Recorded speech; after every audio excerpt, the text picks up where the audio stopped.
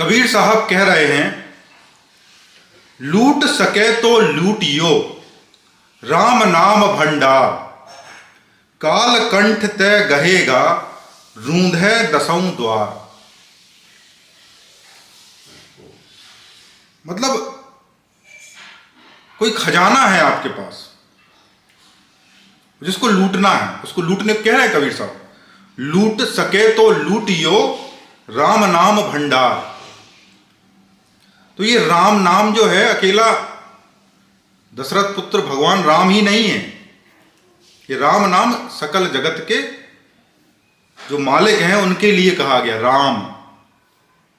तो ये संपत्ति है। कबीर साहब कह रहे हैं लूट सको तो लूट लो। कुछ सालों पहले हम जब 10वीं 12वीं में थे तो एक बार इंडिया टुडे मैगजीन में आया कि विदेशों में ऐसी मशीन आ गई है जो चौराहे पे रखी रहती है और आप उसमें जाओ कार्ड डालो और आपको पैसा मिल जाता है। तो उस समय हमें ये लगता था कि ये इंडिया में तो पॉसिबल ही नहीं है, इंडिया के लोग ऐसे हैं कि यहाँ की स्थितियाँ इसके बिल्कुल भी अनुकूल नहीं हैं कि चौराहे पे कोई पेटी रख जाए और उसका पैसा बचा रह जाए, ये तो विदेशों में ही संभव है। और आज इंडिया में भी हम देख रहे हैं हर गांव में हर गली में एटीएम की मशीन लगी है और लोग लूट नहीं पा रहे हैं, पैसा रखा हुआ है। तो कबीर साहब भी ऐसी बात कर रहे हैं कि लूट सको तो लूटियो राम नाम भंडार, राम नाम का भंडार है तुम्हारे भीतर, और लूट सको तो लूट लो, क्योंकि कब काल आ जाएगा कंठ में ये आपको पता नहीं। और सारे के सारे 10 द्वार जो है वो रुंध जाएंगे। शरीर में 10 द्वार होते हैं जहां से प्राण जा सकता है, प्राण 10 द्वारों से बोले जा सकता है। तो सारे के सारे 10 द्वार रुंध जाएंगे और कंठ को रूंध देगा काल, काल कंठ को रूंध देगा और आपके प्राण निकल जाएंगे और वो आपके चाहने पे भी नहीं रुकेंगे। तो आप जितना जो समय है उसको राम के सुमिरन में लगाओ ताकि आप उस खजाने को लूट सको जो आपके भीतर है। या आप दुनिया भर के इन्वेस्टमेंट तो कर रहे हो, LIC में भी डाल रहे हो, शेयर में भी डाल रहे हो, SIP खरीद रहे हो, इक्विटी में डाल रहे हो, सब गणित पता है। पर एक ऐसा गणित है जो आपको काल से बचा लेगा।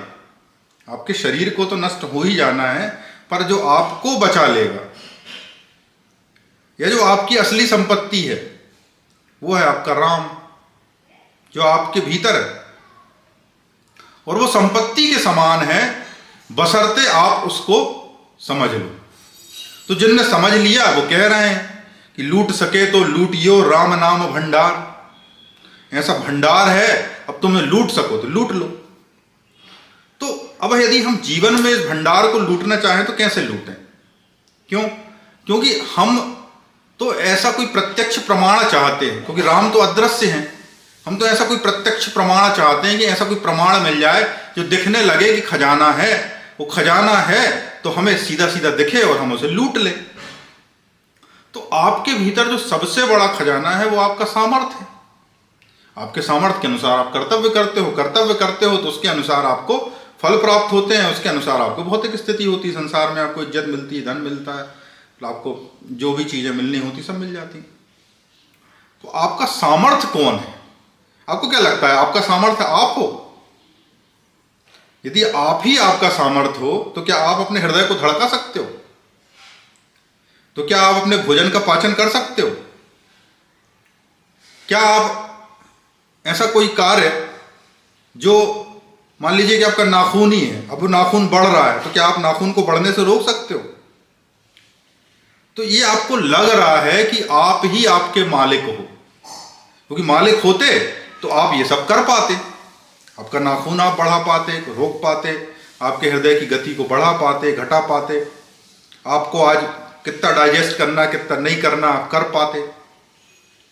तो इसका मतलब कहीं ना कहीं मालिकाना हक है, कोई ना कोई और मालिक है जो इस शरीर को चला रहा है और उसके हिसाब से फिर दुनिया की दूसरी चीजें भी चल रही है ना। वो जो मालिक है, जिसके पास मालिकाना हक है, जो सब कुछ चला रहा है, वो राम है। अब मुद्दा यह है कि आपको प्रत्यक्ष कैसे दिखे। क्योंकि आपके जीवन का दुख क्या है कि मुझे कुछ करना क्यों पड़ रहा है, इतना कर रहा हूं तो फल क्यों नहीं मिल रहा है। करना पड़ रहा है, सामर्थ्य लगाना पड़ रहा है, खाना खाने के लिए प्रयत्न करना पड़ रहा है, पैसे कमाने के लिए प्रयत्न करना पड़ रहा है। तो ये सामर्थ्य जो इसका केंद्रीभूत तत्व है। और भगवत गीता में भी आप पढ़ लीजिएगा, उसमें भी लिखा है कि मनुष्यों में जो सबसे अच्छा जो भी है, जो सामर्थ्य है, वो मैं ही हूँ। कृष्ण भगवान कहते हैं ये सब कुछ मैं ही हूँ। तो आपके भीतर भी जो राम है वही आपका सामर्थ्य है। और जब आप राम को भजेंगे, राम का सुमिरन करेंगे, तो आपका क्या बढ़ेगा? सामर्थ्य बढ़ेगा। जब सामर्थ्य बढ़ेगा तो आपकी सामर्थ्य कहां जाएगा? कर्मों में जाएगा। और जब कर्मों में जाएगा तो कर्म कैसे होंगे? निपुण होंगे, बेटर होंगे। और जब बेटर होंगे तो उनका रिजल्ट भी क्या होगा? बेटर हो गया। तो आपको संसार में भी क्या मिल गया? लाभ मिल गया। आपने कोशिश की, उस कोशिश से इतना मिलता, पर राम की कोशिश कितनी है? अनंत है, क्योंकि सकल ब्रह्मांड का स्वामी है। अकेला आपका स्वामी नहीं है, सकल ब्रह्मांड का स्वामी है। तो जब आपने राम के ऊपर छोड़ा, राम की कोशिश पे छोड़ा, राम का सुमिरन किया, तो राम ने किया।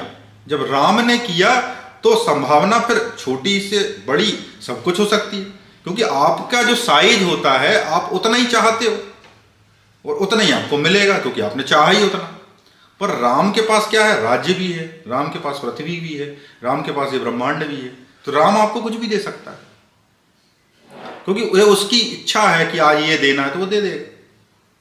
तो आपको ये नहीं पता है कि आपको क्या, आपके लिए क्या ठीक है। तो आप शिकायत करते रहते हो कि आज ये जो है ये ठीक नहीं है, ये घर का मुंह ऐसा ठीक नहीं है, ये बच्चे ठीक नहीं हैं, परिवार ठीक नहीं है, ये जॉब ठीक नहीं है। मतलब जो भी आपके जीवन में है वो सब कुछ गड़बड़ है। इसका मतलब जो बनाने वाला है वो ठीक नहीं है। इसका सीधा सीधा मतलब ये हुआ कि जिसने भी ये सब बनाया है वो ठीक नहीं है, तभी तो आपको ये सब गड़बड़ लग रहा है।